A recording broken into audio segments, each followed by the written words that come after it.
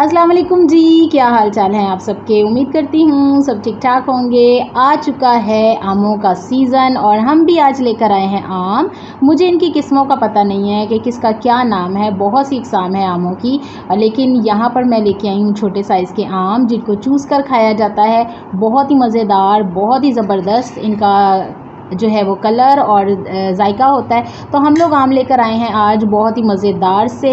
आमों को कहा जाता है फलों का बादशाह, और क्यों? इसलिए कि हर एक को आम बहुत पसंद है, छोटे बड़े बूढ़े जवान सबको आम बहुत पसंद है। और जिससे भी उनका फेवरेट फ्रूट पूछा जाए तो वो नाम लेगा आम का। तो यहाँ पर मैं लेकर आई हूँ आम और हम लोग खाने लगे हैं इससे अभी। लेकिन इसके लिए एहतियात ये होती है कि बहुत सारे लोग कहते हैं कि हमने इस सीज़न में आम बहुत खाया, इसलिए हमारे फेस पर, बॉडी पर बहुत ज़्यादा दाने निकल आए हैं। लेकिन इसके लिए एहतियात बहुत ज़रूरी ये है कि इसको खाने के बाद कच्ची लस्सी का इस्तेमाल किया जाए। यहाँ पर हम लोगों ने भी कच्ची लस्सी बनाई है जो कि बनती है दूध से, चीनी और नमक इसमें ऐड किया जाता है और ठंडा पानी।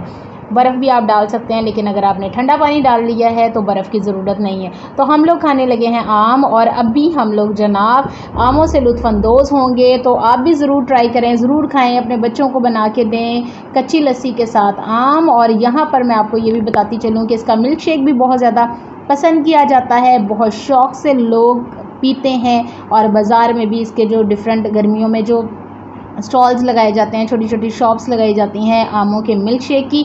तो आप भी घर पर ज़रूर बनाएं, अपने बच्चों को भी दें और ख़ुद भी खाएं। इसके अलावा कच्चे आम जो हैं उनके भी बेशुमार फ़ायदे और बहुत सी चीज़ें उनसे बनाई जा सकती हैं, जैसे मुरब्बा, चटनी और इसके अलावा खट्टी मीठी कच्चे आम की चटनी भी। तो यहाँ पर जनाब हम लोग खाने लगे हैं आम, और आप भी ज़रूर दोपहर के टाइम खाएँ और उसके साथ बनाएँ कच्ची लस्सी। तो मैं फिर मिलूँगी किसी नई और मज़ेदार सी वीडियो के साथ। तब तक के लिए अल्लाह हाफ़िज़।